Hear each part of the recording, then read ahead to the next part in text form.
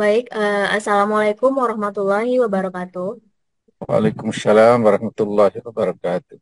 Alhamdulillahirabbil alamin. Wassalatu wassalamu ala asrofil anbiya wa mursalin wa ala alihi wa sahbihi rasulillahi ajmain. Asyhadu an la ilaha illallah wa asyhadu anna Muhammadar Rasulullah. Selamat siang dan selamat bergabung pada Bapak Ibu semua dan terima kasih sudah meluangkan waktunya untuk webinar kita pada hari ini, Sabtu 21 September 2024 dengan topik aplikasi GIS dalam penelitian multidisiplin. Perkenalkan Bapak Ibu, saya Sahdatul Atira sebagai host dalam webinar hari ini. Baik, sebelum webinar kita mulai, ada beberapa hal yang perlu saya informasikan kepada Bapak Ibu demi kelancarannya webinar kita. Yang pertama yaitu untuk absensi.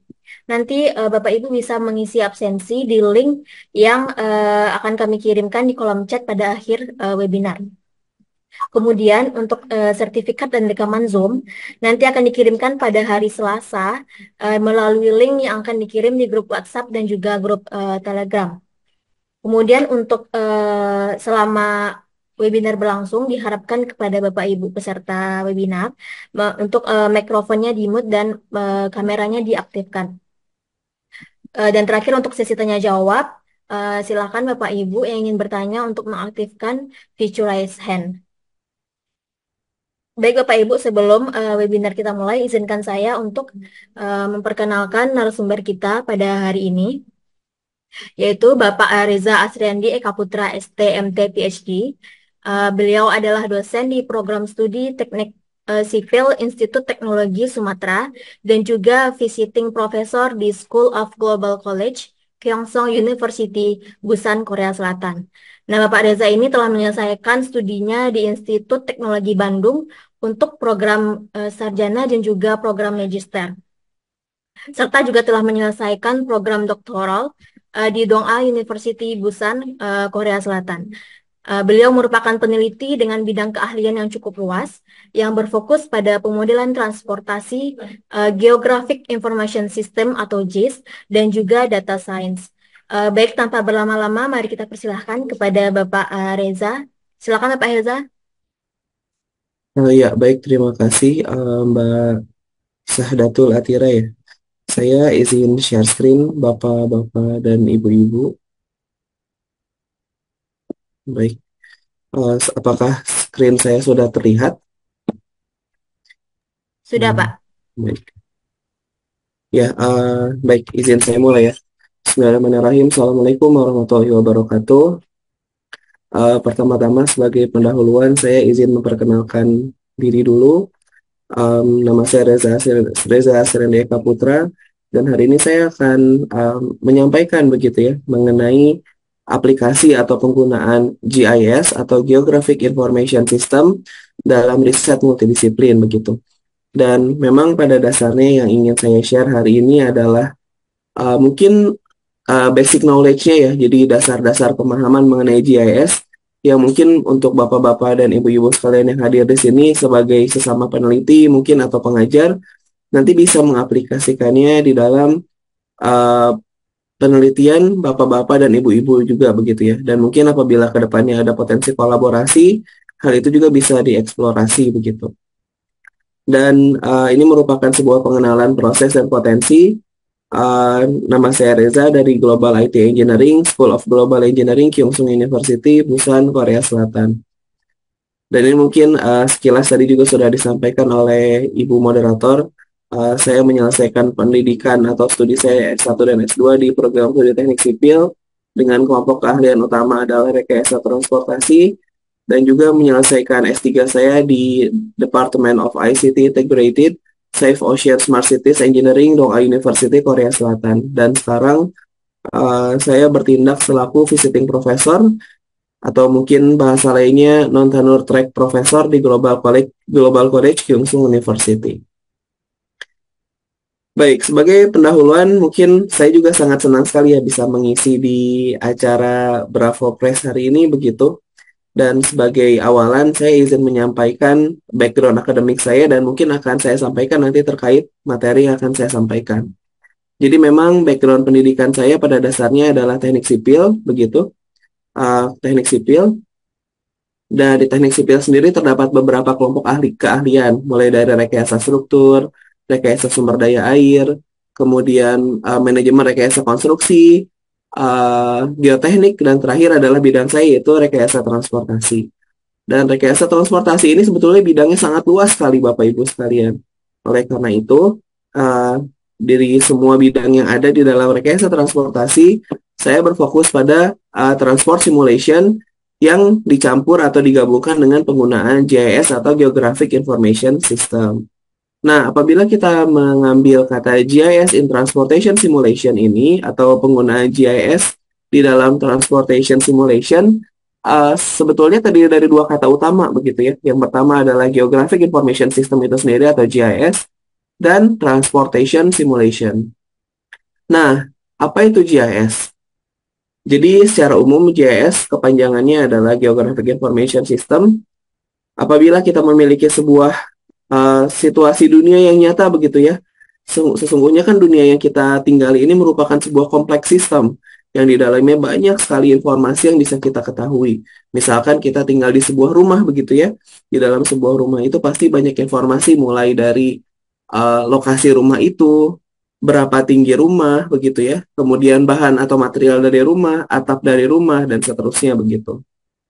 Dan apabila kita membicarakan sebuah kota begitu, maka informasi ini menjadi semakin luas begitu ya. Contohnya misalkan ini ada beberapa informasi seperti jaringan jalan begitu ya, tutupan lahan, kemudian water body atau alur air begitu ya, atau titik-titik data lain yang mungkin berkaitan dengan informasi yang kita butuhkan spesifik, misalkan lokasi bus stop, misalkan lokasi tempat berhenti bis, lokasi rumah sakit misalkan begitu ya.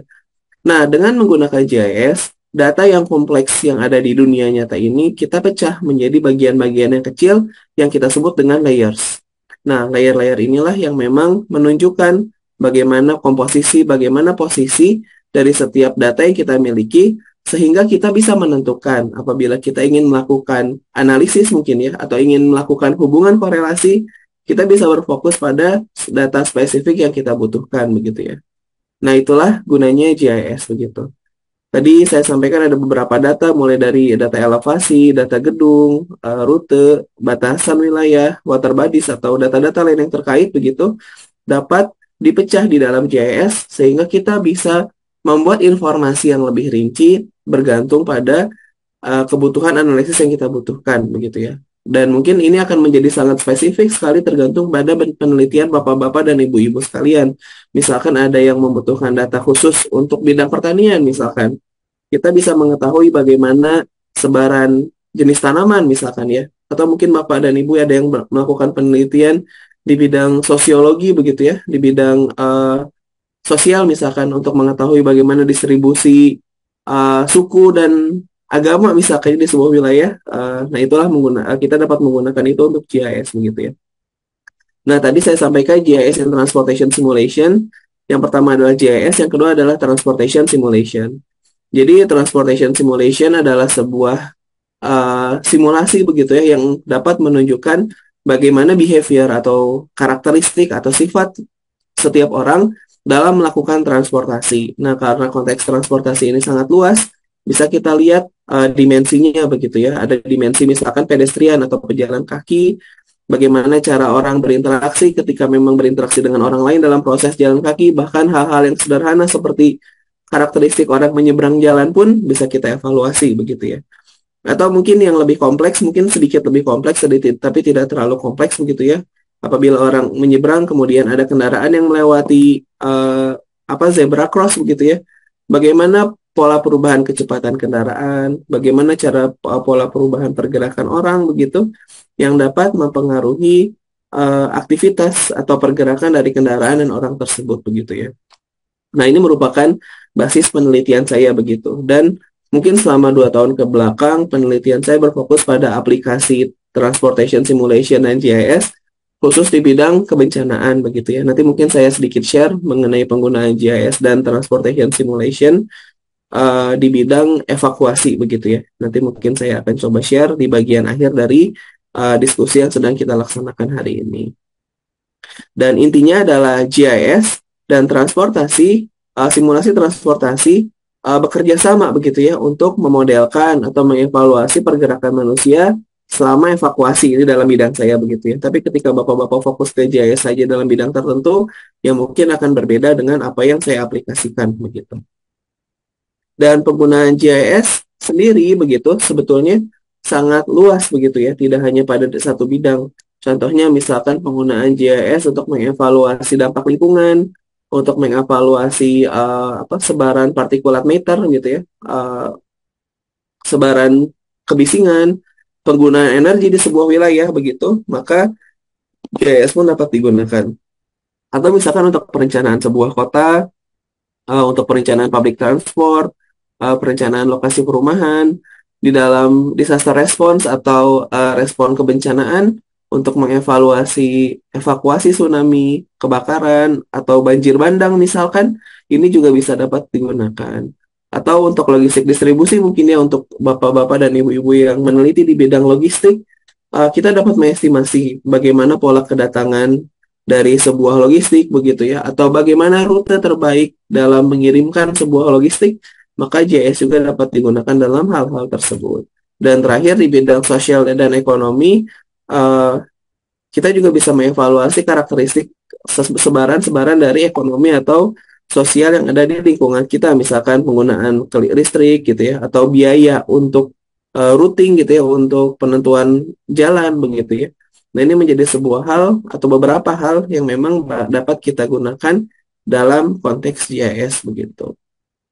Nah, pertanyaannya adalah, mungkin tadi saya sudah banyak berbicara mengenai GIS, muncul pertanyaan dari Bapak dan Ibu sekalian, apakah ini masuk dengan GIS begitu ya, atau kepanjangannya Geographic Information System.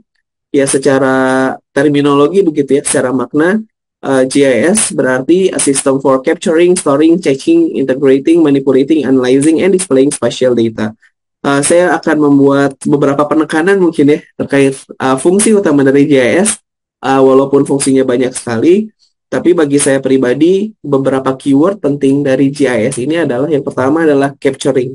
Capturing ini kan artinya menangkap, mengumpulkan data-data begitu ya. Nah, GIS ini berfungsi untuk mengumpulkan data-data yang memang relevan dengan kebutuhan kita begitu. Tergantung bidang apa yang sedang kita analisis, data apa yang ingin kita tampilkan begitu ya. Maka inilah data pertama yang kita fungsi utama dari GIS itu mengumpulkan atau menangkap begitu ya data-data yang relevan dengan apa yang sedang kita kerjakan. Nah, kemudian yang kedua adalah integrating. Jadi kalau kita lihat bahwa kita memiliki sebuah kompleks sistem yang pasti kalau misalkan kita melakukan penelitian terdiri dari banyak data begitu ya, data A, data B, data C, data D begitu. Nah, data A, B, C, D ini pasti kan memiliki hubungan satu sama lain dan itu yang ingin kita tinjau. Nah, disinilah bagian yang harus kita gunakan gitu ya. Kita dapat menggunakan GIS untuk mengintegrasikan data-data tersebut sehingga dapat dengan mudah dipahami oleh user atau orang-orang yang akan melakukan analisis. Berikutnya adalah analyzing. Analyzing ini adalah menganalisis, yang artinya dengan data-data spasial tersebut, kita bisa mengetahui pola karakteristik sebaran begitu dari data-data yang kita miliki begitu ya. Karena ada beberapa analisis yang memang karakteristiknya spesifik sekali untuk GIS begitu ya. Nanti akan saya coba share contohnya begitu dan bagaimana proses pembuatannya. Dan terakhir adalah displaying atau menampilkan. Jadi setiap data pasti ingin kita tampilkan dengan cara interpretasi yang maksudnya dengan cara yang paling mudah begitu sehingga orang dapat menginterpretasinya dengan sangat mudah. Contohnya misalkan kita ingin memberikan hubungan korelasi antara sebuah data dengan data lain dengan linear regression misalkan ya dengan regresi linear, maka kita gambarkan dalam bentuk grafik begitu ya. Nah, ada beberapa data yang memang sangat berhubungan sekali dengan spasial atau sebaran berdasarkan lokasi. Nah, GIS ini juga berfungsi untuk menginformasikan data berdasarkan sebaran lokasi gitu. Nah, inilah merupakan fungsi dari GIS. Oleh karena itu, dapat saya simpulkan sebetulnya GIS ini memiliki banyak sekali peran. Berikut beberapa peran dari GIS, mulai dari perancangan infrastruktur, dapat melakukan analisis spasial untuk pembangunan dan pengelolaan infrastruktur, untuk pengambilan keputusan berbasis lokasi, dapat memprovide data akurat untuk penentuan lokasi, fasilitas, dan perencanaan wilayah, untuk mitigasi dan respons bencana, untuk mengidentifikasi area beresiko, rencana evakuasi dan pemetaan dampak, pengembangan transportasi, pemantauan lingkungan, aplikasi industri dan bisnis, misalkan untuk analisis pasar, penempatan toko, dan manajemen logistik begitu ya. Jadi ini merupakan pendapat saya pribadi merupakan potensi dari kontribusi dari GIS begitu ya, potensi kontribusi dari GIS terhadap apa yang sedang kita kerjakan. Dan mudah-mudahan dengan sharing ini begitu ya, kita dapat mengetahui bahwa atau mendapatkan cakrawala baru eh, untuk inspirasi baru untuk bapak-bapak dan ibu-ibu sekalian melaksanakan penelitian-penelitian yang relevan dengan penelitian basis penelitiannya bapak-bapak dan ibu-ibu sekalian. Nah, kemudian uh, masuk ke bagian berikutnya, tadi kita membahas mengenai basic dari GIS, pemahaman mengenai GIS. Sekarang masuk ke dalam pengaplikasian dari GIS begitu. Nah, sebetulnya aplikasi dari GIS sendiri sangat luas sekali begitu ya, sangat luas sekali. Dapat menggunakan berbagai tools karena sebetulnya pasti semua proses analisis kan tidak hanya satu ya toolsnya begitu ya, dapat sangat banyak sekali. Namun terdapat beberapa tools yang cukup populer yang dapat digunakan, mungkin ya nanti di 2 slide saya akan menjelaskan. Tapi ini merupakan tools-tools utama yang paling sering saya gunakan gitu. Kalau misalkan saya bagi dua, mungkin di sini ada garisnya begitu ya. Garis yang area pertama atau kelompok pertama adalah aplikasi yang memang dedicated khusus untuk GIS, yang biasa disebut dengan ArcGIS atau QGIS. Nah, ArcGIS dan QGIS merupakan aplikasi yang memang digunakan untuk melakukan proses pengumpulan data, analisis, dan visualisasi data GIS begitu. Nah, apa perbedaannya? ArcGIS versinya adalah versi berbayar gitu ya. Yang utamanya yang dapat digunakan secara penuh adalah versi berbayar. Dan mungkin kalau kita cek begitu, pembiayaannya juga cukup besar ya, bisa order mungkin di atas 100 juta, mungkin nanti bisa bapak-bapak dan ibu-ibu sharing juga yang saya tahu begitu ya. Ini cukup mahal, sehingga biasanya hanya institusi-institusi tertentu yang memang memilikinya begitu.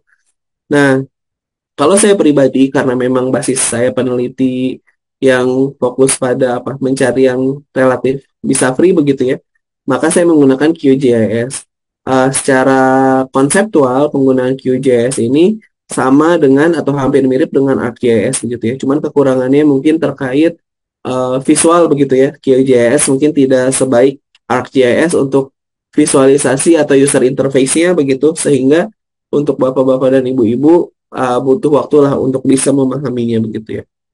Atau jika bapak-bapak ibu-ibu tertarik juga dengan dunia programming, contohnya misalkan seperti saya gunakan di dalam penelitian saya sebelum-sebelumnya, saya menggunakan Python programming begitu ya, karena Python programming ini memiliki kebebasan yang lebih luas dibandingkan dengan penggunaan QGIS. Karena kita bisa memadukan analisis yang kita miliki ini dengan metode-metode analisis lain yang lebih kompleks, misalkan machine learning begitu ya, kemudian clustering dan berbagai metode lainnya yang mungkin belum disediakan oleh QGIS begitu ya. Sehingga apabila ingin melakukan analisis yang lebih kompleks, saya biasanya menggunakan Python programming language begitu. Ini beberapa contoh tipe gitu ya, tipe aplikasi untuk GIS. Ada yang GeoBrowser misalkan dengan kemampuan analisis yang lebih rendah, contohnya Google Maps, Google Earth, Apple Maps, Waze, dan seterusnya. Mungkin kita cukup familiar dengan dengan aplikasi-aplikasi ini begitu ya, karena ada informasi-informasi yang bisa di-provide, namun mungkin tidak terlalu advance begitu ya. Ada juga aplikasi-aplikasi yang berbasis internet, berbasis website, memiliki kemampuan analisis yang lebih advance dibandingkan GeoBrowser. Misalkan bisa mengupload data tambahan, mengcustomize display, mengedit tampilan begitu ya, dan melakukan basic analysis atau analisis dasar. Contohnya beberapa aplikasi Karto, ArcGIS, Online, Mapbox, Google Maps, dan seterusnya begitu ya. Dan ada juga tools yang tadi sudah saya sebutkan yang memang memiliki kemampuan analisis yang cukup baik, yaitu yang berbasis desktop, misalkan ArcGIS atau QGIS yang mungkin saya sering gunakan begitu. Nah, ini merupakan basis-basis penggunaan data GIS dan aplikasi-aplikasi penggunaan GIS yang mungkin dapat relevan dengan apa yang Bapak Ibu kerjakan. Sekarang saya izin lanjut dan fokus ke dalam QGIS begitu, karena memang QGIS aplikasi yang bisa Bapak Ibu kembangkan atau tiru mungkin ya ke depannya, karena ini merupakan yang free, jadi apabila tertarik untuk menggunakannya bisa lebih mudah. Ini merupakan tampilan dasar dari QGIS.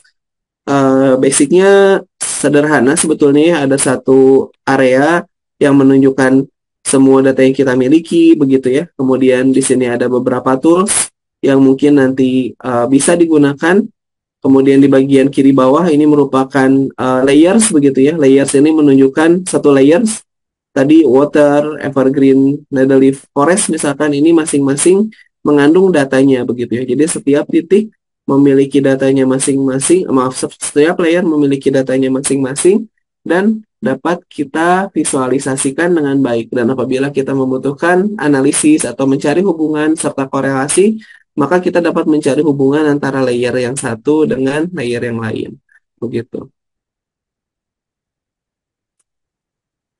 Nah, sekarang masuk ke bagian kedua, yaitu mengenai ekstraksi dan visualisasi data di dalam GIS begitu. Seperti yang tadi saya sudah sampaikan, bahwa basicnya penggunaan aplikasi QGIS atau GIS ini memiliki 3 komponen utama. Yang pertama adalah data extraction atau pengambilan data, data analysis, yang ketiga adalah data visualization, atau mungkin bisa terbalik ya, data pengumpulan data, data visualisasi data, kemudian analisis begitu. Ini merupakan 3 komponen utama dalam proses penggunaan GIS, dan ini merupakan sebuah hal yang akan saya sampaikan di beberapa slide kemudian begitu ya. Baik, yang pertama adalah pengambilan data. Dalam pengambilan data, sebetulnya kita dapat mengumpulkan data dari berbagai sumber dan memasukkannya ke dalam QGIS begitu. Namun di sisi lain, apabila kita hanya ingin bergantung begitu ya, misalkan kita hanya ingin bergantung terhadap penggunaan QGIS, di dalam QGIS sendiri itu pun banyak sekali data yang sudah embedded begitu ya, atau sudah tersimpan atau sudah terkorelasi sehingga bisa kita akses. Dan hampir semua atau mayoritas data yang bisa kita akses dalam QGIS ini adalah data yang diperoleh dari OpenStreetMap begitu ya. OpenStreetMap atau OSM. Apakah mungkin Bapak-bapak Ibu-ibu pernah tahu apa itu OSM? Ya, mungkin OSM ini sejenis Google Maps kali ya kalau kita bilang. Sejenis Google Maps, jadi kayak seperti Maps yang memiliki banyak sekali data. Kalau kita buka Google Maps, kita bisa mengetahui ya, misalkan lokasi dari pom bensin misalkan begitu, atau lokasi dari sekolah begitu. Nah, mirip OSM juga sama, datanya seperti data data Google Maps, tapi versi gratisannya begitu ya, versi free-nya, karena datanya berbasis partisipasi masyarakat begitu. Berbeda dengan Google Maps yang memang datanya dikumpulkan oleh korporasi, sehingga akhirnya ketika kita ingin menggunakan data Google Maps, kita harus mengekstraknya menggunakan ada satu aplikasi atau satu tools ya, namanya Google Maps API, yang harus kita gunakan dan berbayar begitu. Ada berapa jumlah data yang diambil, kita harus membayar seperti sebesar apa gitu misalkan. Nah, berbeda dengan Google Maps, OSM ini gratis begitu ya. Ini kalau misalkan kita lihat secara tekstualnya, apa itu OSM? Adalah proyek kolaboratif berbasis komunitas yang bertujuan untuk membuat peta dunia yang bebas, terbuka, dan dapat diakses oleh siapa saja. Peta ini dikembangkan oleh pengguna di seluruh dunia yang berkontribusi dengan mengumpulkan data geografis, seperti jalan, bangunan, batas wilayah, dan fitur alam, menggunakan GPS, foto satelit, serta informasi dari sumber lain yang tidak memiliki batasan hak cipta. Artinya, kita bisa gunakan begitu. Apa kelebihannya? Tentu saja kelebihan utamanya gratis begitu ya. Datanya bisa diambil dengan mudah, tidak ada batasan hak cipta begitu. Apa kekurangannya? Kekurangannya adalah validasi begitu ya, karena pasti data geografis itu kan dinamis ya Bapak Ibu sekalian. Data geografis itu dinamis, tidak selalu sama sepanjang tahun, sepanjang beberapa tahun begitu. Yang akhirnya mungkin level validasinya tidak sebaik dari Google Maps begitu. Namun, dari pengalaman saya beberapa tahun ke belakang ketika menggunakan data OSM, saya pikir data OSM masih cukup valid begitu ya. Apabila memang ada update yang tertinggal pun, mungkin ordernya tidak sampai ketinggalan berapa tahun begitu ya. Mungkin kadang-kadang hanya tertinggal beberapa bulan begitu. Misalkan ada lokasi baru, kemudian belum update begitu ya di OSM-nya, tapi kemudian 3 bulan kemudian sudah terupdate begitu, yang membuat sebetulnya bisa dibilang OSM ini masih reliable begitu atau masih bisa kita gunakan untuk proses analisis begitu ya. Nah, bagaimanakah cara proses pengumpulan data di OpenStreetMap, di QGIS dalam OpenStreetMap? Mungkin saya ingin menampilkan tipis-tipis saja begitu ya mengenai aplikasinya. Tapi ini mungkin secara konseptualnya seperti ini. Jadi ada tools yang namanya Vector. Kemudian kita mengambil satu tools yang bernama QuickOSM dan nanti akan terbuka page baru begitu ya. Nah, di sini kita bisa memilih key value begitu ya. Key ini merupakan keyword yang akan kita ambil. Kemudian value-nya data apa yang akan kita ambil. Kemudian ketika kita run query, maka kita akan memperoleh datanya begitu ya. Contohnya seperti ini. Ini kebetulan saya sekarang sedang melaksanakan penelitian yang berhubungan dengan apa namanya pengembangan wilayah tourism lah begitu ya, kira-kira di Korea Selatan begitu. Nah, di sini saya mengambil data mengenai data tourism dan akhirnya ketika kita mengambil data dari OSM ini merupakan titik-titik lokasi hotel di wilayah Seoul, Korea Selatan begitu ya. Dan mungkin kalau misalkan izin saya contohkan sedikit begitu ya, misalkan ini wilayah Busan begitu ya, ini wilayah Busan Korea Selatan. Kita ingin mengambil contoh saja ini ya, secara kasar ingin mengambil data di wilayah ini, kita bisa menentukan dengan cara vektor, QuickOSM begitu ya.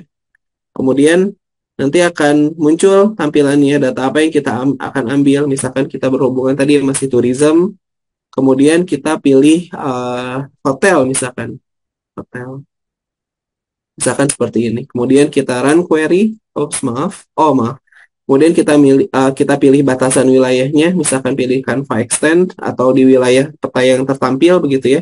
Kemudian kita run. Nah, dalam proses ini data akan di-download oleh OSM dan dapat ditunjukkan bahwa ini lokasi-lokasi hotel. Mungkin kurang jelas, saya hapus dulu background image-nya. Nah, ini merupakan titik-titik yang menunjukkan di mana adanya lokasi hotel di wilayah tadi yang ada kita batasi begitu ya. Nah, contohnya seperti ini. Ini merupakan titik-titik data atau lokasi yang bisa kita ketahui begitu. Nah, pilihannya apa saja begitu ya. Bapak-bapak bisa mengakses di Map Futures ini begitu ya. Jadi, bapak-bapak bisa cari di Google gitu ya, OSM Map Futures misalkan. Nah, data apa saja yang bisa diambil dalam proses pengumpulan data yang bapak-bapak butuhkan atau ibu-ibu butuhkan. Dan ini sangat luas sekali sebetulnya. Ini contoh-contoh list datanya begitu ya. Mulai building misalkan untuk bapak-bapak yang berfokus pada perencanaan wilayah dan kota, kita membutuhkan informasi mengenai gedung-gedung. Maka kita bisa mengetahui ada gedung-gedung apa saja begitu ya. Kemudian ada apa ini? Misalkan area sport center misalkan atau pertanian dan seterusnya begitu ya. Atau misalkan ada yang berhubungan dengan kebencanaan, maka di sini ada data-data yang berhubungan dengan medical rescue, pemadam kebakaran, lifeguard, assembly point, other structure, begitu ya. Atau yang berhubungan dengan geologi mungkin. Ini saya sejujurnya belum pernah menggunakan geologi, tapi mungkin ini beberapa datanya begitu ya. Patahan, begitu ya. Kemudian volkanik lava, glacier, dan seterusnya, begitu ya. Ini sejujurnya saya belum pernah menggunakan data geologi. Kesehatan, misalkan ada Bapak dan Ibu yang studi mengenai hal-hal yang berhubungan dengan kesehatan begitu ya, healthcare, kemudian ada yang transportasi tentang highway misalkan, jaringan jalannya seperti apa begitu, historic, land use dan seterusnya begitu. Dan ini datanya seluruh dunia Bapak Ibu. Jadi maksudnya tadi saya contohkan di Busan, khawatirnya Bapak Ibu berpikir bahwa oke, karena Korea Selatan mungkin wilayah dengan tingkat open data yang cukup baik lah begitu ya, sehingga mudah diperoleh datanya begitu. Tapi tidak seperti itu Bapak Ibu, karena di Indonesia pun datanya cukup baik begitu ya, cukup banyak yang terkumpul di OSM begitu. Memang tidak sempurna, saya sampaikan mungkin tidak sempurna pastinya ya, karena pasti ada batasan atau ada situasi-situasi tertentu yang tidak ideal. Namun Bapak Ibu bisa mengumpulkan data atau menggunakan data dari OpenStreetMap tersebut begitu. Dan oh ya maaf tadi mungkin sekalian juga tadi kan kita lihat ini kayak seperti hanya sebuah titik-titik lah begitu ya, titik-titik lokasi begitu. Tapi sebetulnya kalau Bapak Ibu explore lebih lanjut dengan membuka Open Attribute Table, nah di sini ada beberapa informasi yang mungkin bisa bermanfaat untuk Bapak Ibu bisa gunakan. Ini mungkin datanya banyak yang kosong kebetulan, tapi kita juga bisa tahu mengenai nama hotelnya begitu ya, kemudian koordinat hotelnya. Bahkan kalau misalkan Bapak Ibu menggunakan data gedung begitu ya, Bapak Ibu bisa mengetahui berapa luasan gedungnya, berapa tinggi gedungnya, terdapat berapa lantai gedungnya, dan seterusnya. Dan saya pikir ini dapat bermanfaat juga untuk aplikasi penelitian yang Bapak Ibu sedang gunakan begitu ya. Baik, kita lanjut. Oh, ini masih sama tadi. Ini untuk mengetahui list dari map features yang ada. Ini contohnya misalkan untuk entertainment, ada hotel, kasino, ya kasino mungkin tidak ada di Indonesia ya. Cinema itu apa? Uh, Bioskop begitu ya. Community center. Kemudian untuk jalan misalkan ada highway dan seterusnya. Nah, ini merupakan salah satu contoh data yang apa namanya menggambarkan jaringan jalan, lokasi hotel dan seterusnya begitu yang mungkin dapat dimanfaatkan oleh Bapak Ibu dalam proses penelitian, studi, tugas akhir yang dapat digunakan ke depannya. Baik, yang kedua adalah visualisasi begitu. Tadi kita berbicara mengenai mengumpulkan data, yang kedua adalah kita membicarakan mengenai visualisasi. Jadi secara umum, oh ini harusnya ada tulisannya sebetulnya, tapi berwarna putih jadi tidak muncul. Tapi secara umum visualisasi ini tujuan utamanya adalah untuk mempermudah pemahaman begitu mengenai data yang kita miliki. Kita bisa lihat mungkin ini sama-sama dot atau sama-sama titik begitu ya. Yang satu berwarna ungu atau pink ya ini ya. Mungkin ungu atau pink. Kemudian ini berwarna kuning atau oranye lah misalkan gitu. Nah, masing-masing data ini berbeda warnanya menunjukkan perbedaan jenis datanya begitu. Dan kita juga bisa mengetahui dengan pasti sebaran datanya seperti apa begitu ya. Ini mungkin kita kembali ke contoh lagi. Saya izin share sedikit Bapak Ibu sekalian. Yang tadi izin saya tutup. Saya izin nge-share ya, memperlihatkan beberapa data yang sudah saya kumpulkan. Ini mungkin Bapak Ibu tahu atau pernah dengar Haeundae Beach mungkin ya ini salah satu area tourism yang cukup populer di Korea Selatan. Di sini ada beberapa data, ini saya izin tampilkan semuanya dulu mungkin. Mudah-mudahan terlihat dengan jelas begitu ya. Nah, ini tadi ada beberapa data kalau kita lihat di sini. Kalau kita zoom atau kita hilangkan background-nya. Nah, terdapat beberapa data poin begitu ya, yang berwarna merah, lebih ukurannya lebih besar, yang berwarna hijau, berwarna coklat begitu ya, yang ukurannya lebih kecil dan seterusnya. Dan ini merupakan sebaran datanya. Kalau kita tampilkan, ini batasan wilayah dari Haeundae tadi, ini batasan wilayah Haeundae. Kemudian ini merupakan titik-titik datanya, dan ini background image atau gambar peta dari lokasinya, begitu kira-kira seperti ini. Nah, kita lihat bahwa dengan memberikan visualisasi seperti ini, kita setidaknya ya walaupun kita belum menghitung atau menganalisis lebih dalam, seenggaknya kita bisa mengetahui, kita bisa menginterpretasikan informasi-informasi penting begitu ya. Contohnya misalkan Hyundai Hotel berwarna merah, Bapak Ibu. Dengan kita lihat ini berwarna merah, maka kita bisa mengetahui bahwa oke, ternyata sebaran hotel di wilayah Hyundai itu adanya di wilayah dekat pantai semuanya ya. Di pantai ini kalau tidak salah namanya Pantai Songjong, di pantai Hyundai-nya, dan mayoritas berada di pantai ini begitu ya. Kemudian area wisata atau attraction ini yang berwarna coklat. Oke. Baik yang attraction, maaf. Attraction atau adanya di wilayah-wilayah ternyata tidak jauh dari hotel begitu ya. Jadi area attraction atau apa wahana-wahana permainan begitu ya, ternyata ada di dekat-dekat hotel begitu. Tapi ternyata kalau kita lihat sebaran kafe misalkan atau pertokoan, ternyata sebaran pertokoan jauh lebih luas dibandingkan dengan wilayah wisata, sehingga sebetulnya kita ketahui pertokoan-pertokoan ini tidak hanya melayani wilayah hotel, wilayah wisatanya saja, tapi mungkin beberapa wilayah yang berhubungan dengan wilayah perumahan, misalkan di wilayah ini begitu. Nanti mungkin kita bisa tambahkan data perumahan dan seterusnya, sehingga analisis yang kita lakukan ini dapat kita interpretasikan dengan baik begitu ya. Begitu. Ini merupakan salah satu fungsi dari visualisasi. Nah, dalam visualisasi sendiri biasa kita sebut dengan simbologi begitu ya, atau simbologi atau pengelolaan simbol.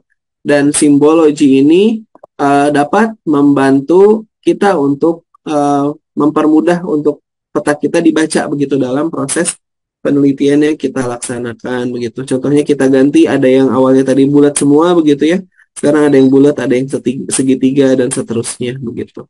Itu juga dapat membantu. Bahkan untuk beberapa data yang kita butuhkan dalam bentuk 3 dimensi, contohnya misalkan data gedung, kita memiliki data tinggi gedung, begitu ya. Maka di sini kita dapat memvisualisasikan tinggi gedungnya dalam bentuk 3 dimensi, begitu. Akhirnya, sehingga akhirnya visualisasi yang kita tampilkan pun bisa lebih hidup, begitu ya, lebih mudah dipahami oleh kita di dalam proses analisis yang kita butuhkan begitu. Nah, ini contoh visualisasi. Dan terakhir adalah analisis begitu ya. Jadi proses analisis ini merupakan proses yang dilakukan untuk mencari korelasi, mencari hubungan antara data satu dengan data yang lain begitu. Nah, sebetulnya aspek ini sangat luas sekali. Tapi mungkin saya hanya akan menampilkan salah satu atau salah dua contohnya begitu ya, mengenai bagaimana visualisasi mengenai analisis yang sederhana yang dapat kita gunakan di dalam di dalam GIS ini begitu ya. Contohnya misalkan sejujurnya saya lupa ini data apa gitu ya. Nanti kita bisa cek lagi. Tapi misalkan ini data lokasi kafe lah kalau tidak salah begitu ya. Nah, kemudian kita bisa mengembangkan atau menggunakan tools yang bernama heatmap gitu ya. Dengan metodenya banyak sebetulnya, cuman yang paling sering saya gunakan berdasarkan KDE atau Kernel Density Estimation dan mencari hubungan antara data satu dengan data yang lain begitu. Nah, kita bisa lihat bahwa lokasi-lokasi dengan jumlah kafe lebih banyak akan memiliki warna yang lebih gelap begitu. Yang artinya adalah ya lokasi ini memiliki konsentrasi konsentrasi kafe yang lebih tinggi begitu. Sedangkan wilayah lain lebih sedikit begitu ya. Nah, apa makna dari analisis seperti ini begitu ya? Nah, ini bisa banyak sekali tergantung kebutuhan. Contohnya misalkan ketika kita ingin mengembangkan hotel begitu ya, dan kita ada studi yang menggambarkan bahwa ternyata lokasi hotel ini ramai atau enggaknya tergantung banyak toko enggak di sekitarnya atau banyak kafe enggak di sekitarnya begitu ya. Maka heatmap ini dapat membantu mengestimasi kira-kira lokasi mana yang paling cocok bagi kita atau bagi pengusaha atau peneliti mungkin ya untuk merencanakan di manakah lokasi hotel terbaik apabila kita ingin mengembangkan hotel baru misalkan gitu, atau bahkan sesama kafe begitu ya. Apabila kita ingin membangun kafe, mana sih area kafe yang mungkin belum terlalu ramai supaya saingannya tidak terlalu banyak, tapi sebetulnya market cap-nya sudah terbentuk begitu ya. Target pasarnya sudah terbentuk. Nah, ini dapat digunakan begitu ya. Ini menggunakan heatmap analysis tapi dengan base-nya linear. Adapun pendekatan yang lain dengan discrete heatmap begitu ya, masih dengan KDE, tapi cara penghitungannya berbeda begitu, maka akan terbentuk discrete heatmap analysis yang membuat satu titik dengan titik yang lain itu tidak terbentuk begitu. Ya, ini mungkin kita kenal sebagai peta kontur mungkin ya bentuknya, tapi konturnya bukan kontur elevasi, tapi lebih ke arah kontur density begitu ya. Semakin dense atau semakin padat sebuah wilayah, gambarnya semakin gelap, semakin jauh maka semakin semakin pucat begitu warnanya. Dan ini dapat menunjukkan bagaimana pola persebarannya begitu ya. Saya izin kembali ke sini lagi mungkin ini beberapa informasi yang contohnya bisa saya tampilkan heatmap begitu ya. Masih di Hyundai terkait hotel misalkan tadi kita punya data hotel seperti ini. Sebentar. Nah, ini data hotel. Ini tergantung karakteristik warnanya Bapak Ibu ya. Di sini saya menggunakan heat map dan cold map ya. Jadi di sini area dingin, di sini area panas. Kita bisa tahu bahwa mana area yang padat gitu, yang panas, mana area yang dingin dan seterusnya begitu ya. Ini juga attraction, terkait attraction ini beda heat mapnya sebarannya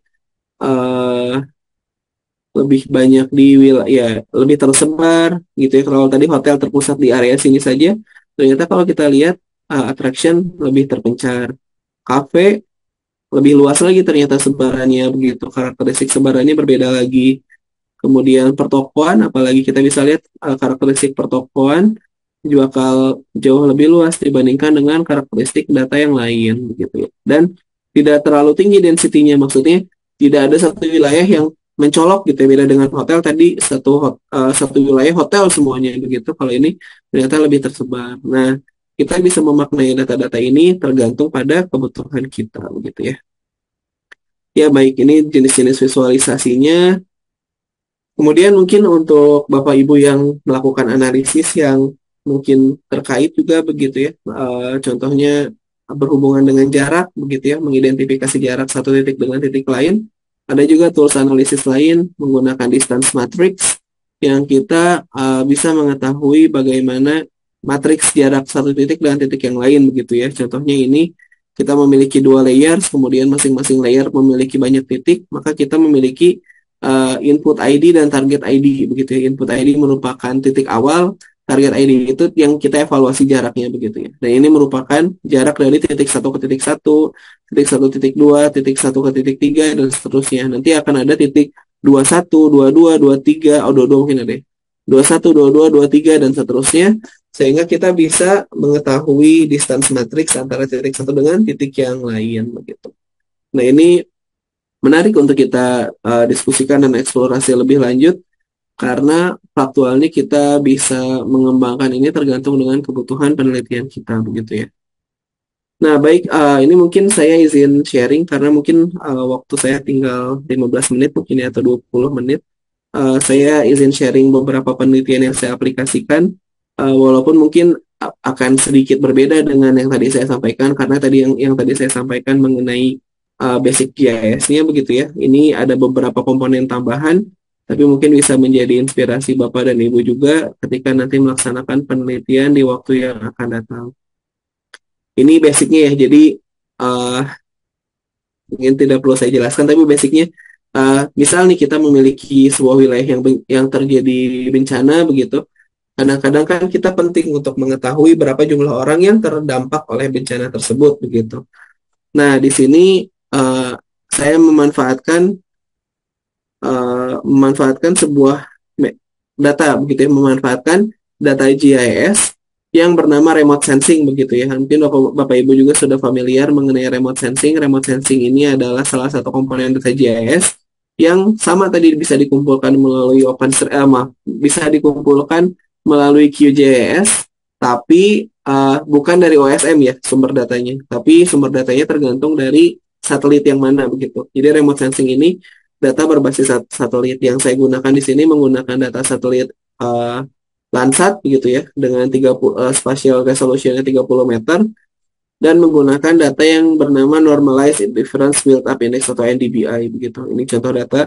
Yang kedua adalah data dari NOAA yang bernama VIIRS atau Visual Infrared Imaging Radiometer, atau gampangnya ini adalah data citra malam hari begitu ya. Yang putih-putih ini lampunya, yang hitam-hitam ini daerah yang gelap tidak ada lampu, kira-kira gitu gampangnya. Begitu. Nah, kemudian dengan beberapa metode misalkan NDBI, VIIRS, dianalisis menggunakan beberapa metode machine learning. Saya analisis di dalam Python dengan weighted random forest dan genetic algorithm, dan pada akhirnya diperoleh regional population estimation atau estimasi populasi wilayah yang terdampak bencana begitu. Kemudian dipadukan dengan model distribusi sehingga kita bisa mengetahui jumlah populasi yang diperkirakan ada di setiap gedung, sehingga ketika kita mengetahui jumlah orang yang ada di setiap gedung secara estimasi begitu, maka kita bisa mengetahui berapa maksudnya proses evakuasi seperti apa yang bisa kita laksanakan untuk mengamankan untuk membuat proses evakuasi kita lebih efisien begitu ya.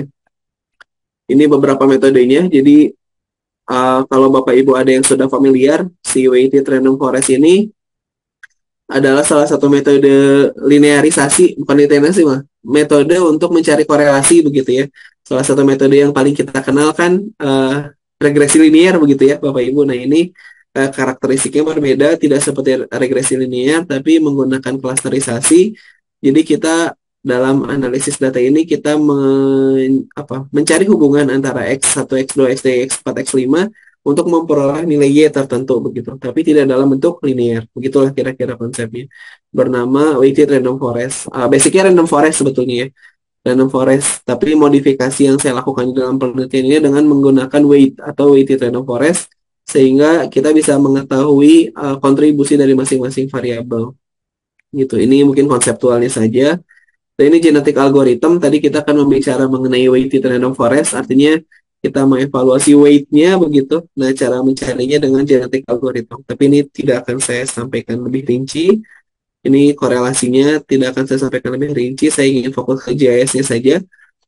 Nah, dengan analisis tadi kita bisa mengetahui bahwa mengestimasi berapa jumlah orang yang ada di sebuah wilayah begitu ya. Ini wilayah Busan berbasis dong. Dong itu apa ya kalau di Indonesia? Kecamatan mungkin ya, kecamatan. Data berbasis kecamatan atau mungkin kelurahan malah. Kecamatan mungkin ya, berbasis kecamatan. Nah, ini density atau kepadatan penduduk semakin gelap artinya semakin padat, semakin pucat artinya semakin tidak apa semakin pucat, semakin sedikit kepadatan penduduknya begitu ya.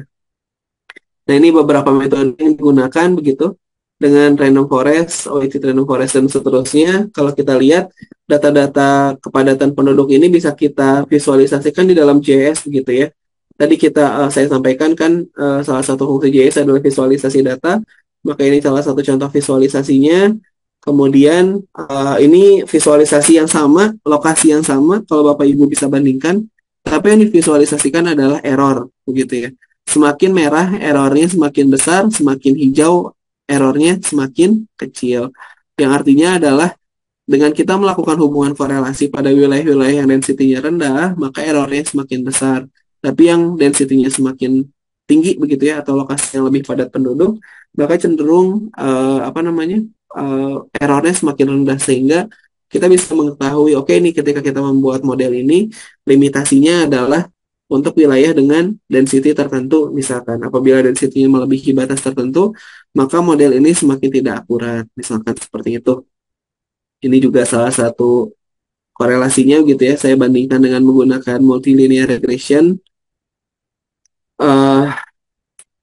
Nah, kemudian tadi ketika kita sudah mengetahui wilayahnya, kita bisa mengumpulkan data building. Data building ini tadi masih sama ya, ketika tadi saya mencontohkan menggunakan OSM, data-data gedung ini pun saya kumpulkan menggunakan OpenStreetMap begitu ya. Kalau ini bisa di zoom tidak ya, saya tidak tahu. Zoom, magnify. Nah, contohnya misalkan kita zoom seperti ini kotak-kotak ini beneran bentuk gedung ya Bapak Ibu. Jadi bentuk gedung yang benar-benar realistik ada. Dan kalau kita nanti klik begitu, kita bisa mengetahui tinggi gedungnya begitu ya, berapa lantai masing-masing gedung dan seterusnya. Jadi mungkin bisa relevan dengan penelitian yang Bapak Ibu lakukan begitu. Maka di sini intinya adalah data GIS bisa mensupport penelitian seperti ini begitu ya. Ketika kita ingin mengestimasi populasi, GIS mensupport untuk pengumpulan data, kemudian mensupport untuk visualisasi begitu ya, dan mensupport juga untuk melakukan analisis gitu. Dan kita juga bisa kembangkan dengan metode-metode yang lain. Contohnya tadi Python programming language untuk melakukan optimasi begitu ya. Ini contoh penelitian saya kedua dan mungkin ini bagian yang akan saya sampaikan terakhir begitu ya. Tadi ketika kita sudah mengetahui jumlah orang dan ada di mana saja begitu.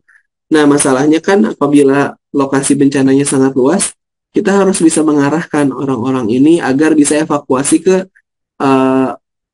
emergency shelter atau tempat persinggahan sementara terbaik atau terdekat bagi lokasi orang-orang tersebut atau korban bencana.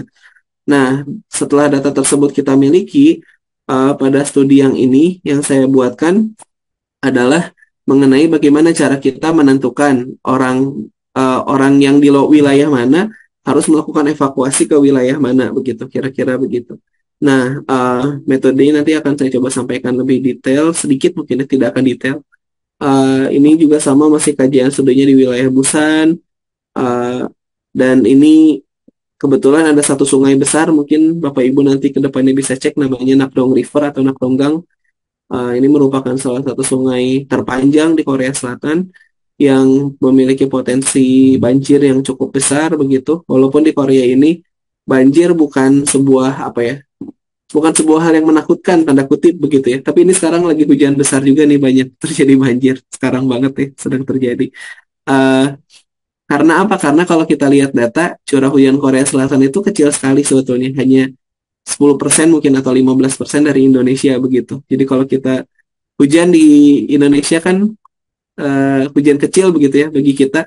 Tapi kalau untuk orang sini itu kayak hujan besar banget kayak gitu ya. Nah, mungkin itu perbedaannya. Tapi tetap ketika hujan itu besar, curah hujannya tiba-tiba tinggi, tetap infrastruktur memiliki tantangannya sendiri begitu ya. Pasti kayak apa, melebihi kapasitas drainase dan seterusnya sehingga akhirnya potensi menimbulkan banjir. Nah, ini salah satu studinya yang intinya adalah ada beberapa data yang dikumpulkan mulai data lokasi risk apa, high risk, tinggi resiko bencana begitu ya. Kemudian di sini juga lokasi gedung dan seterusnya begitu yang dikumpulkan dari OpenStreetMap. Ini juga lokasi apa ini, emergency shelter. Oh bukan, jumlah lokasi orang tadi ya menggunakan metode yang sebelumnya tadi saya sampaikan. Kita bisa mengetahui ketika banjir di wilayah tertentu dengan durasi tertentu, kita mengetahui bahwa oke nih sebarannya akan seperti ini begitu. Kemudian jumlah orang yang terdampaknya adalah sebanyak 8.666 orang gitu kira-kira. Nah, ini JS berperan untuk setelah mengestimasi tadi untuk memetakan dan menampilkan di mana saja lokasi korban bencana tersebut begitu ya. Nah, di sini saya padukan di penelitian ini prosesnya dipadukan dengan apa namanya? Transportation microsimulation begitu ya, atau simulasi lalu lintas transportasi dengan GIS begitu. Aplikasinya banyak sekali, salah satu yang paling populer kalau Bapak Ibu yang di bidang transportasi mungkin familiar namanya PTVV Sim begitu ya, tapi karena lagi-lagi saya mencari yang gratis, saya menggunakan aplikasi ini Sumo Micro Simulation, dan ini sedikit proses dalam Sumo Micro Simulation-nya. Kemudian untuk mengestimasinya menggunakan metode clustering, ini dipadukan di dalam Python dengan menggunakan metode K-means, DB-scan, begitu ya. Nah, ini tidak akan saya jelaskan detail karena bukan itu titik tekannya. Tapi bisa kita lihat bahwa GIS pun punya peran begitu ya. Ini kita lihat bagaimana proses clustering dan hasil dari clusteringnya. Masing-masing grup data, contohnya data pink, hijau, abu-abu ini memiliki kelompok klaster yang berbeda dan masing-masing klaster akan menuju shelter yang berbeda begitu. Dan GIS punya peran begitu untuk menampilkan data-data ini sehingga bagi kita mungkin sebagai peneliti atau mungkin apabila ini menjadi sebuah bagian yang real ada di dalam bencananya yang nyata begitu, maka pemerintah pun dapat dengan mudah menginterpretasikan, oke nih, gimana nih cara kita memindahkan orang dari lokasi satu ke lokasi lain supaya cepat nggak kena banjir gitu lah kira-kira. Maka data-data ini bisa diinterpretasikan dengan mudah begitu. Ini merupakan salah satu peran dari GIS untuk menampilkan dan menampilkan dan mempermudah kita dalam menginterpretasikan data geospasial. Dan ini setelah tadi ya kita ketahui bahwa ada jumlah orang, beberapa orang yang melakukan evakuasi di mana saja lokasi shelter, kemudian kita clustering dan kita estimasi orang-orang itu akan menuju lokasi mana. Maka ini bagian terakhirnya yaitu kita jalankan dalam simulasi. Maaf saya pause dulu, mungkin sambil dia berjalan tidak apa-apa. Titik-titik di sini merupakan orang-orang gitu ya. Ini merupakan titik-titik orang semuanya. Dan masing-masing orang ini sudah mengetahui di mana lokasi shelter ketika mereka akan melakukan evakuasi begitu. Nah, orang-orang ini kita simulasikan di dalam proses mikrosimulasi dengan basis data GIS tadi, sehingga kita bisa mengetahui bagaimana proses evakuasi yang akan terjadi. Ini saya ulang lagi mungkin ya, sambil saya sampaikan tipis. Kita bisa mengetahui bagaimana proses evakuasi ini terjadi, berapa lama evakuasi akan selesai begitu. Titik mana saja yang akan menjadi bottleneck. Kalau kita lihat kan mungkin di sini kita mana yang zoomnya jelas, mungkin yang ini ya. Ada perubahan warna ya Bapak Ibu ya, kuning, hijau, merah dan seterusnya begitu. Nah, ini menunjukkan perbedaan kecepatan. Jadi ketika orang berjalan kemudian banyak orang begitu ya misalkan, maka kecepatan orang akan berkurang, dan ketika kecepatan berkurang maka divisualisasikan dengan warna merah di dalam simulasi ini begitu. Nah, ini kan baru disimulasikan hanya orang ya yang melakukan evakuasi begitu. Dan dengan video ini kita bisa mengetahui di titik mana saja yang akan dilalui begitu ya. Kemudian berapa orang yang akan melalui titik tersebut. Kemudian apalagi bagaimana pola kecepatan orang karena kita bisa mendapatkan data personal juga gitu ya. Bagaimana kecepatan masing-masing orang sehingga dengan hal tersebut kita bisa dengan mudah bukan dengan mudah mungkin tetap sulit ya karena eh, evakuasi itu kompleks sistem begitu ya, tidak semudah itu. Namun setidaknya kita bisa lebih memiliki informasi begitu dalam proses pengambilan keputusan. Contohnya apabila kita memiliki resource yang terbatas atau sumber daya orang yang terbatas untuk melakukan evakuasi ini yang dapat mengelola, kita bisa tahu oke nih kita kirim petugas ke wilayah mana saja karena lokasi tersebut yang akan banyak dilalui orang. Sedangkan wilayah-wilayah lain mungkin dikurangi personelnya begitu ya. Sehingga ketika kita mengambil kebijakan tidak tebak-tebakan begitu ya, tapi memang berdasarkan data dan analisis yang ada begitu. Dan menurut saya pribadi ini sangat penting sekali dalam proses analisis kebencanaan begitu. Nah, terkait Bapak Ibu, saya yakin Bapak Ibu memiliki bahan diskusi atau basic knowledge yang berbeda begitu ya, sehingga mungkin Bapak Ibu bakal akan memiliki persepsi yang berbeda juga mengenai pengguna GIS ini begitu ya.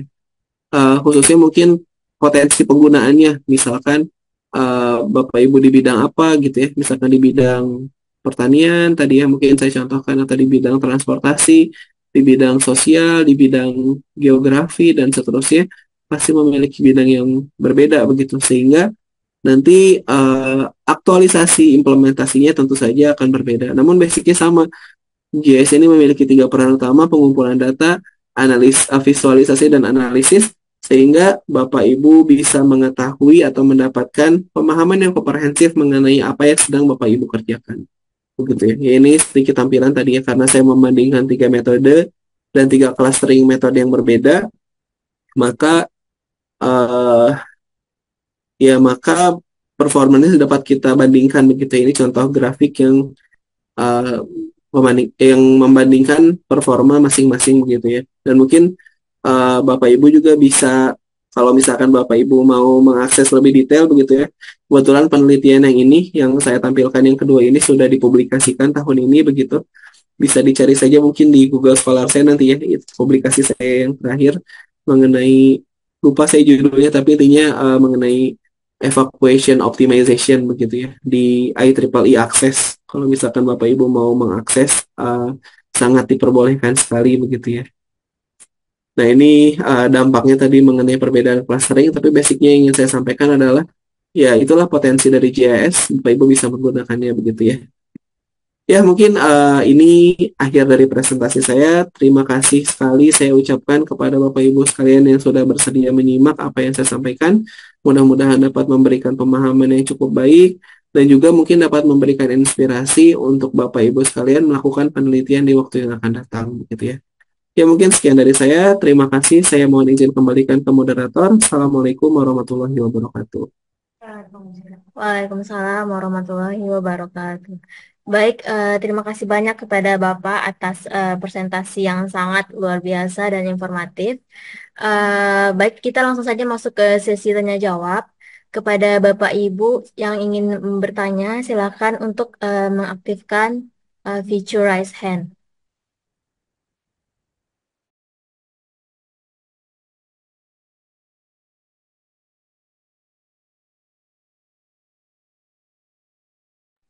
Silakan Bapak Ibu yang ingin bertanya atau bisa juga di room chat. Kalau Bapak Ibu tidak mana, nggak ada di sini.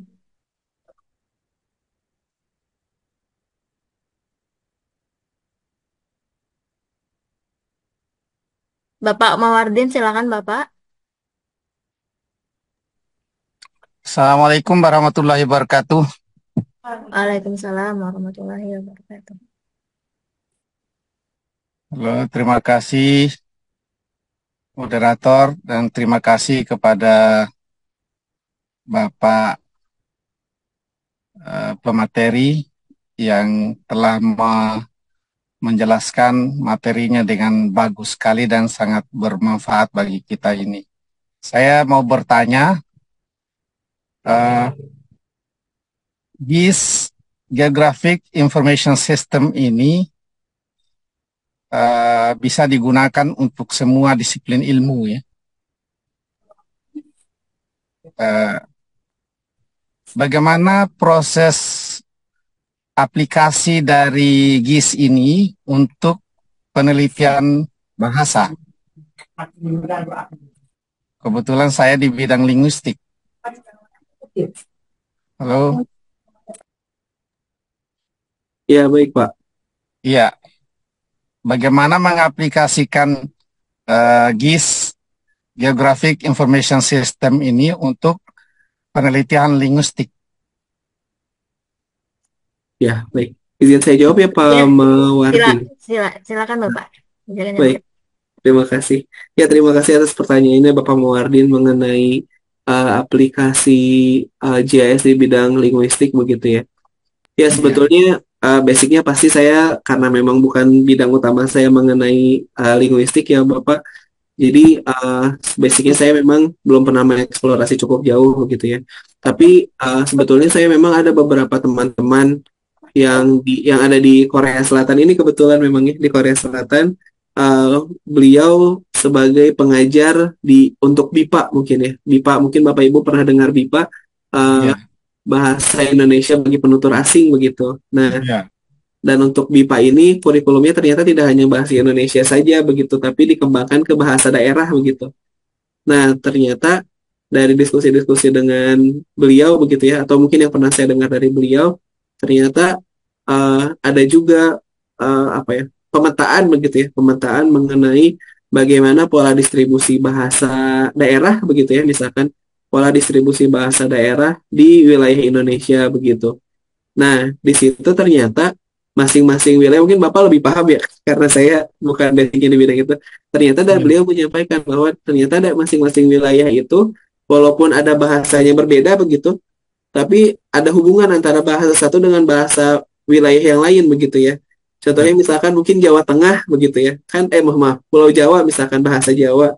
Ternyata kan bahasa Jawa yang ada di wilayah Jakarta, Jawa Timur, Jawa Tengah begitu ya, atau daerah Pantura, itu kan sebaran bahasanya berbeda mungkin ya, karakter basicnya sama, tapi iya. karakteristik penggunaannya berbeda begitu. Nah, di situ bisa Untuk dipetakan pemetaan begitu. bahasa, Pak ya? Apa maaf Pak? Untuk pemetaan bahasa ya? Betul Pak, salah satunya mungkin ya mengenai pemetaan bahasa begitu. Hmm. Yang saya pahami mungkin itu ya. Atau mungkin hal yang lainnya ada beberapa juga mungkin saya nggak tahu linguistik berhubungan dengan aksara atau angka juga begitu. Iya, Ternyata ada pembahasan juga mengenai aksara-aksara ini kan ternyata aksara Arab, aksara Indonesia, bukan aksara Romawi begitu. Ternyata kan hmm. ada hubungan korelasi dengan wilayah-wilayah lain lah begitu ya dengan aksara India dan Arab yang ya begitulah saya kurang paham detailnya. Dan mungkin itu bisa dipetakan juga Pak. Mungkin itu sih yang saya pahami yang dapat Oke, digunakan untuk aplikasinya. Begitu Pak Mawardin. oke, ya, terima kasih banyak. Baik, terima Alhamdulillah. kasih Pak Mawardin. Terima kasih Bapak. Baik, selanjutnya ini ada di room chat. Saya bacakan aja ya Bapak pertanyaannya. Ada dari Bapak Abdun. Assalamualaikum, mohon maaf Kak Reza. Saya Abdun izin bertanya, apa saja tantangan utama yang dihadapi dalam penerapan JIS di bidang-bidang non-geografi? Nah, kemudian apa saja keterampilan utama yang diperlukan oleh peneliti untuk memanfaatkan JIS secara optimal? Silakan dijawab. Baik, terima kasih.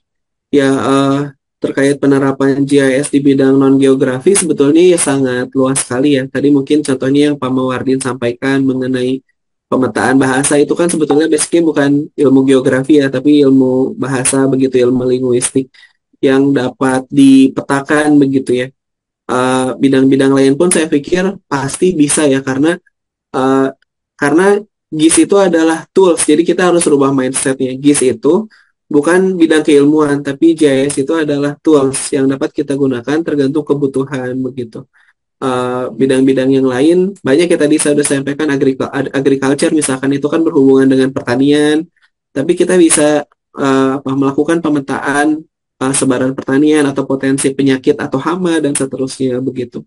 Jadi sebetulnya selama lokasi-lokasi, maksud maaf, selama analisis yang kita lakukan itu mengandung unsur wilayah lah begitu ya, itu bisa dipetakan dalam GIS begitu. Jadi sebetulnya luas sekali lah potensi pengembangannya begitu.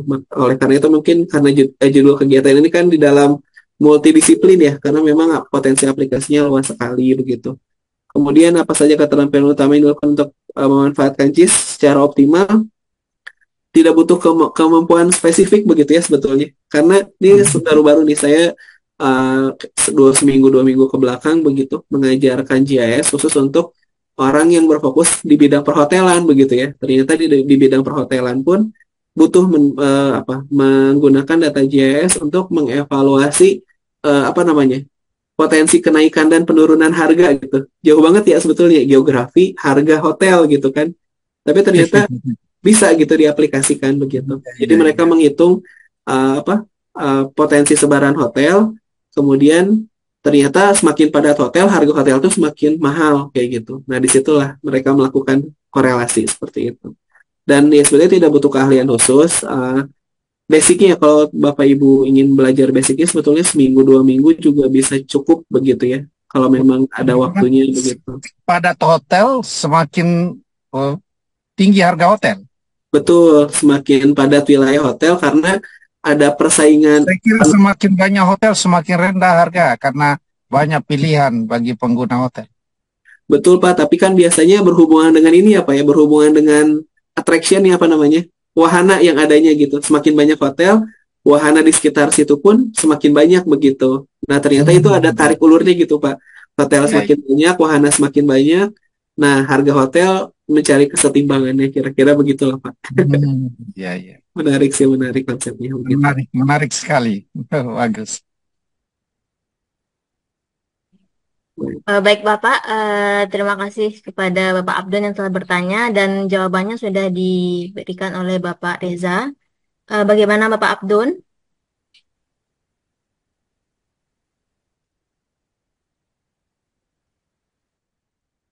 Oke, kita lanjut saja ya Bapak untuk pertanyaan selanjutnya dari Ibu Indah Dwiyanti. Apa aplikasi GIS bisa digunakan untuk mengetahui data indeks literasi pembangunan, literasi masyarakat atau IPLM dan tingkat kegemaran membaca atau TGM data sampai ke desa? Baik, terima kasih Silakan. izin jawab pertanyaan Ibu Indah mungkin ya, Mbak Sahdatul. Jadi terkait mengetahui data indeks literasi IPLM dan TGM begitu. Uh, Kalau untuk mengetahui datanya, sepemahaman saya tidak bisa ya, maksudnya tidak bisa kita mengumpulkan data tersebut di GIS. Pasti ada data eksternal, misalkan sepemahaman saya mungkin dari Kominfo begitu ya, atau Kemdikbud begitu ya, mengenai data-data tersebut. Tapi ketika kita ingin mengembangkan lebih jauh, misalkan indeks literasi masyarakat, ternyata ada sejumlah penelitian yang menghubungkan begitu ya. Ternyata semakin jauh orang atau semakin jauh sebuah wilayah dengan misalkan ibu kota provinsi itu semakin ada dampaknya mungkin ya, ada dampaknya terhadap penurunan literasi masyarakat begitu. Semakin jauh sebuah wilayah dari Pulau Jawa misalkan, ternyata ada korelasinya dengan IPLM misalkan seperti itu. Nah, GIS mungkin bisa berperan di dalam hal tersebut Ibu untuk mengetahui bagaimana karakteristik sebaran geografis, sebaran wilayah terhadap literasi masyarakat begitu ya atau tingkat kegemaran baca masyarakat begitu. Walaupun mungkin kita tetap harus mengevaluasi faktor-faktor lain ya misalkan ada tidaknya program pemerintah begitu ya untuk mendorong hal-hal tersebut begitu ya. Tapi basicnya pasti ada hubungan antara sebaran geografis dibandingkan dengan adanya literasi masyarakat atau kegemaran membaca dan seterusnya begitu. Jadi basicnya kita bisa mengetahui karakteristik persebarannya begitu Ibu. Mungkin itu sih jawaban saya, Mbak. Baik Bapak, selanjutnya pertanyaan dari Ibu Rizky Yusitasari. Ibu ini bertanya tentang apakah bisa lebih diperjelas terkait penggunaan remote sensing dan jika mau pemanfaatan teknologi tersebut seperti apa? Baik, terima kasih izin menjawab pertanyaan dari Ibu Rizky Yusitasari. Baik, remote sensing merupakan salah satu cabang dari GIS begitu ya, yang datanya ya seperti yang disampaikan tadi ya, remote sensing, remote jauh, sensing penginderaan. Kalau bahasa Indonesianya penginderaan jauh atau inderaja begitu. Eh, nah, remote sensing ini basically kita mengumpulkan data dan data ini kita kumpulkan melalui satelit begitu. Apa keuntungan penggunaan citra satelit?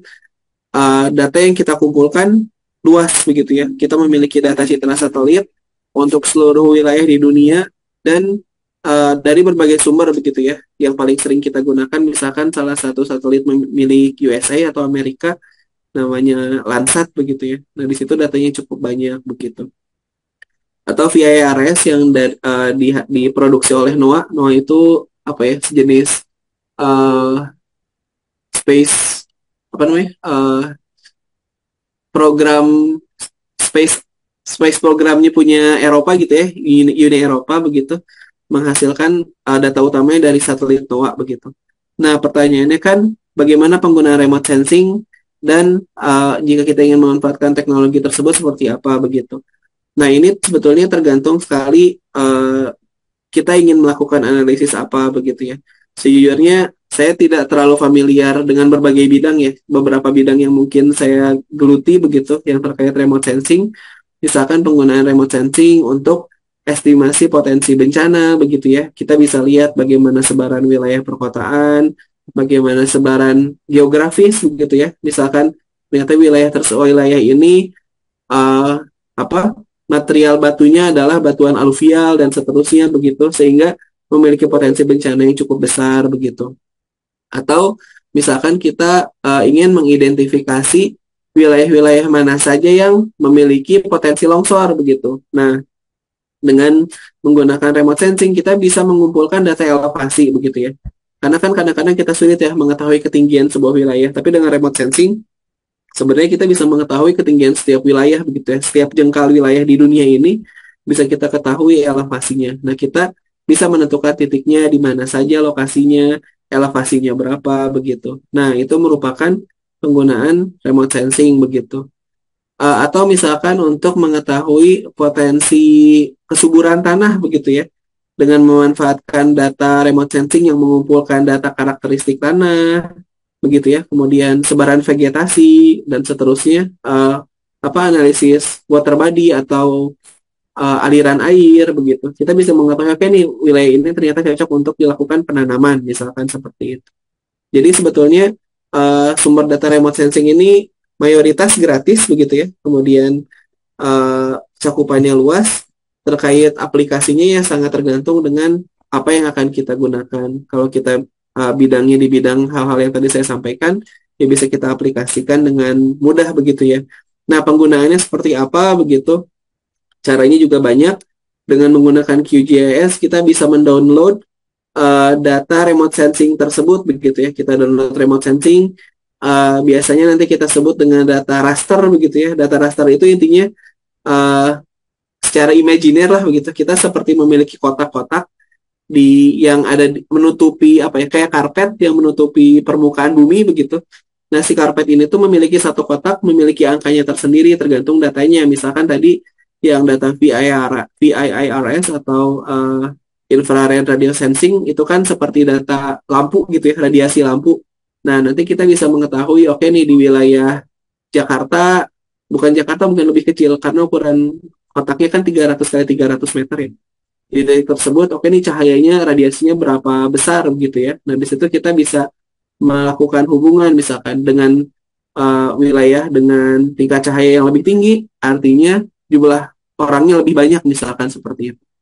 Nah, begitu sih. Jadi intinya masih tergantung sekali bidang yang akan kita eksplorasi seperti apa begitu. Mungkin begitu, Ibu. Terima kasih. Baik, Bapak. Terima kasih untuk pertanyaan terakhir ya, Bapak. Dari Ibu Budi Setiawati. Apakah aplikasi GIS ini bisa dipakai untuk mengetahui data indeks kepuasan masyarakat dalam pelayanan publik, baik di tingkat pemerintah pusat sampai tingkat desa? Silakan, Bapak. Baik, terima kasih. Ya, tentu saja GIS dapat digunakan ya untuk menganalisis indeks kepuasan masyarakat dan pelayanan publik begitu. Tapi tetap data input utamanya kan data indeks kepuasan tidak dapat langsung dikumpulkan ya, pasti ada data eksternal yang kita butuhkan begitu. Kemudian nanti setelah itu kita bisa melakukan hubungan korelasi begitu ya. Bagaimana cara kita mengetahui ternyata wilayah-wilayah yang memang lokasinya misalkan dengan populasi tertentu gitu ya, kita bisa mengumpulkan data populasi, data indeks kepuasan, data jarak ke pusat provinsi begitu ya, data apa namanya sebaran populasi, karakteristik populasi, pekerjaannya begitu. Kita bisa mengetahui bagaimana indeks kepuasan masyarakat dalam pelayanan publik itu begitu. Nah, kemudian dengan data-data tersebut kita bisa mengetahui dan memahami bagaimana ternyata pola persebaran, pola karakteristik dan seterusnya sehingga JS ini bisa diinterpretasikan dengan baik begitu. Mungkin seperti itu, Bu. Baik, Bapak. Terima kasih Bapak Reza atas jawaban dari pertanyaan-pertanyaan dan terima kasih juga atas pemaparan materinya. Diberitahukan juga kepada Bapak Ibu, link absensi sudah dikirim di grup chat. Silakan Bapak Ibu bisa akses di grup chat untuk diisi link absensinya. Baik Bapak, sebelum ditutup webinar kita hari ini, kita akan melakukan sesi foto untuk dokumentasi ya Bapak ya. Silakan kepada Bapak Ibu untuk mengaktifkan kameranya.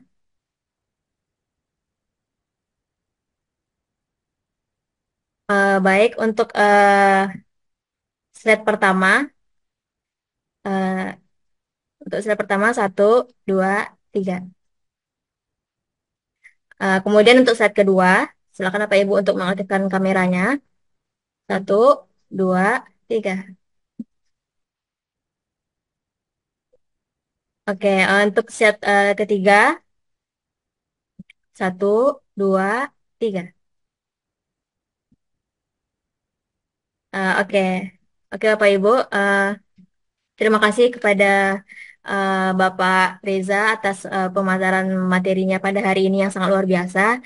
Kita sudah sampai di penghujung acara. Terima kasih kepada Bapak Ibu peserta yang telah bergabung pada hari ini dalam webinar. Uh, saya harap webinar ini dapat bermanfaat dan menambah wawasan kita. Saya selaku host pada hari ini. Apabila ada kesalahan, terima kasih. Saya akhiri dengan wassalamualaikum warahmatullahi wabarakatuh. Waalaikumsalam warahmatullahi wabarakatuh. Terima kasih Bu. Terima kasih. Ya. Reza. Baik kepada nama-nama yang saya bacakan, silakan untuk meninggalkan nomor HP-nya di kolom chat kepada Bapak Mawardin, kepada Bapak Abdun, Ibu Indah Duyanti, Ibu Rizky Yusita, dan Ibu Budi Setiawati untuk meninggalkan nomor handphonenya di kolom chat. Terima Ya, kasih Bapak Ibu. terima kasih. Terima kasih Bapak Reza.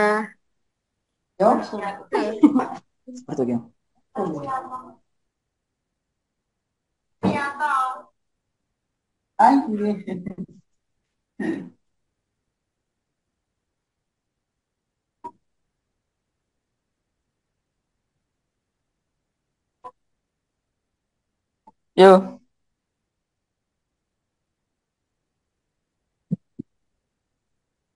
Yang 425, lagi saya ya.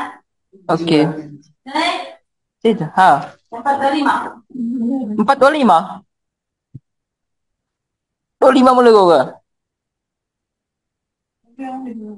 Hah? Kirim dia yang kapan ke? Nanti tak apa kayak? Nanti tak apa yaudah terus. Boleh kan tuh? Ini obrolan kau pertanyaan lagi itu maikin.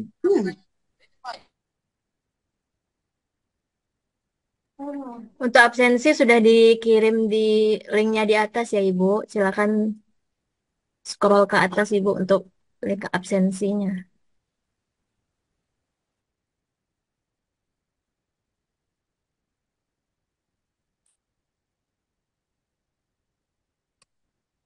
Jadi sertifikatnya nanti Selasa ya? Iya Bapak, benar Bapak. Hari Selasa nanti di grup WhatsApp ya Bapak ya. Oh iya iya. Oke, Terima kasih terima Bapak. kasih Bu. Ya, terima kasih, Pak. Assalamualaikum. Waalaikumsalam.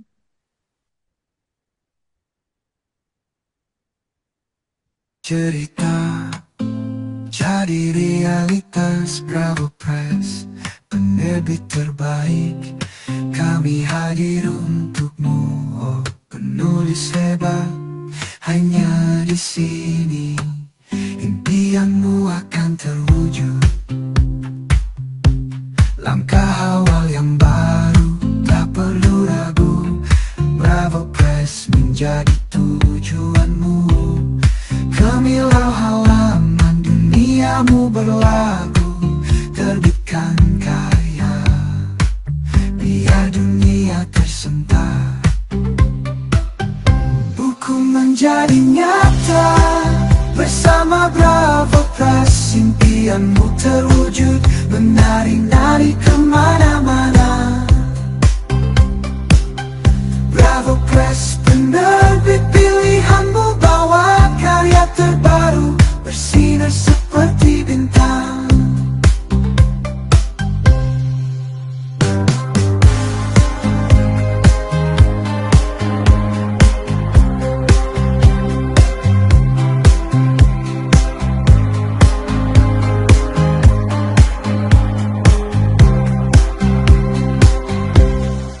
Sebab mudah terbitkan buku, Bravo Press siap bantu kamu. Garansi diterbitkan uang kembali. Bisa jadi penulis sukses di sini. Produk berkualitas, mutu tak tergoyahkan. Ribuan penuh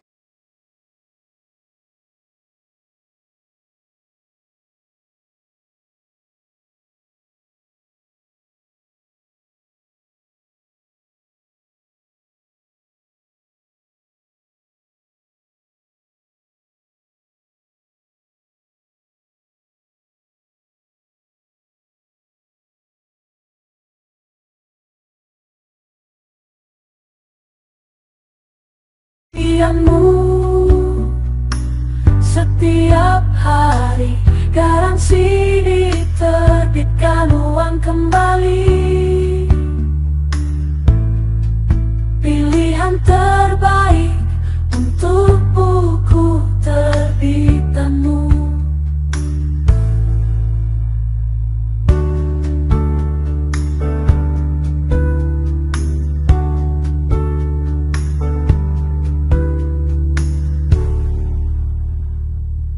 Harga murah, berkualitas buku kami cerdaskan bangsa. Tiada henti, terus bangga. Bravo Press, pilihan tepat, berguna untuk wawasan. Halaman-halaman mencerahkan. Dunia baru di genggaman. Bravo Press tak tertandingi. Bravo Press tak tertandingi. Bravo Press, buku yang menyenangkan, nada tinggi, cerita tak terpadu. Bravo Press, selalu terdepan, jadi yang terbaik. Hatimu katakan